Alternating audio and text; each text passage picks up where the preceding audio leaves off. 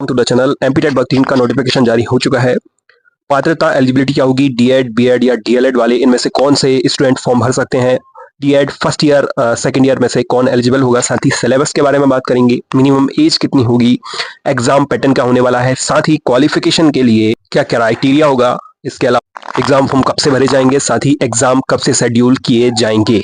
सबसे पहले हम बात करते हैं आवेदन कब से भरे जाएंगे। तो 1 अक्टूबर से शुरू होकर के 15 अक्टूबर तक यहाँ पर आवेदन आपके भरे जाएंगे। साथ ही अगर आवेदन में संशोधन आपको करना है तो उसकी तिथि भी 1 अक्टूबर से 20 अक्टूबर तक होगी, यानी टोटल आपको 20 दिन के अंदर अंदर फॉर्म सबमिशन प्लस उसमें करेक्शन करना होगा। दूसरा सवाल कि इसमें परीक्षा शुल्क कितनी होगी? तो यूआर यानी अनारक्षित कैटेगरी के बच्चों के लिए 500 रुपए, बाकी सभी कैटेगरी के लिए ओबीसी, बैकलॉग या फिर दिव्यांगजनों के लिए 250 रुपए यहाँ पर होगा।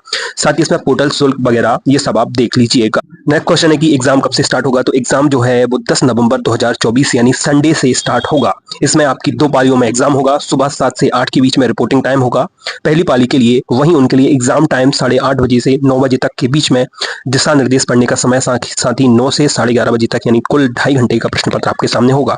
वहीं दूसरी पाली में हम बात करें तो दूसरी पाली 2:30 से 5 के बीच में होगी।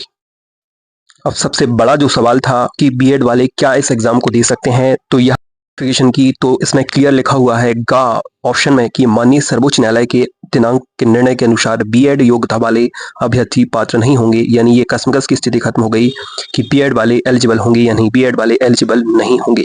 तो बचा कौन? डीएड शिक्षण योग्यता वाले बच्चे यहाँ पर अप्लीकेबल होंगे। अब देखिए यहाँ या तो आपके पास में 50% अंकों के साथ में हायर सेकेंडरी यानी 12th होनी चाहिए, साथ ही 2 वर्ष का डिप्लोमा या उसके समकक्ष डिप्लोमा यानी कि डीएड वगैरह। दूसरी चीज है या फिर 45% आपके हायर सेकेंडरी यानी 12th में होने चाहिए और किसी भी राष्ट्रीय अध्यापक शिक्षा परिषद क्रियाविधि विनियमन 2002 के अनुसार 2 वर्ष का डिप्लोमा, या फिर आपके पास में बीएलएड होना चाहिए जो कि 4 वर्षीय स्नातक डिग्री है, या फिर 50% अंक हायर सेकेंडरी में हो और 2 वर्ष का कोई भी शिक्षा शास्त्र में डिप्लोमा हो बीएड को छोड़ करके, ये आपकी योग्यता होगी। सैलरी की बात करें तो मिनिमम जो सैलरी है वो न्यूनतम वेतन 25,300 से चालू होता है। इसके अलावा महंगाई भत्ता मिलाकर के वही लगभग 30-32 हजार के आसपास आपकी स्टार्टिंग सैलरी बन जाती है। साथ ही हम बात करें कि माइनस मार्किंग इस एग्जाम में बिल्कुल भी नहीं होगी। प्रत्येक प्रश्न अटेंड करने के लिए आपको 1 मार्क्स दिया जाएगा। हम सेंटर भी बताए गए हैं, कुल 13 सेंटरों पर एग्जाम जो हैं वो लिए जाएंगे जो कि स्क्रीन के सामने आपको दिख रहे हों। बात करें हम सिलेबस की तो 150 अंकों का कुल प्रश्न पत्र होगा जिसकी समय अवधि 2.5 घंटे होगी। प्रत्येक प्रश्न 1 अंक का होगा, ऋणात्मक मूल्यांकन यानी माइनस मार्किंग नहीं होगी। इसके अलावा कुल 5 आपके सब्जेक्ट होंगे। 5 सब्जेक्ट में प्रत्येक सब्जेक्ट आपका 30 अंक का होगा। अगर हम बात करें बाल विकास शिक्षा शास्त्र, ये मैंडेटरी होगा, ये ऑप्शनल नहीं होगा। प्रत्येक सब्जेक्ट में सब्जेक्ट और उसकी पेडागोजी सम्मिलित है।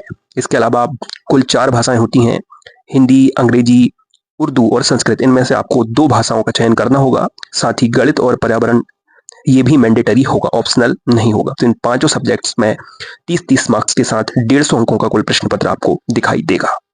ये डिटेल्ड सिलेबस आप ऑलरेडी जानते हैं क्योंकि आप प्रिपरेशन कर रहे हैं, तो अभी अच्छा खासा दिन है। कुल आपको 40 दिन के आसपास मिल जाएंगे। जो बच्चे पहले से तैयारी कर रहे हैं उनके लिए ये अच्छा चांस होगा।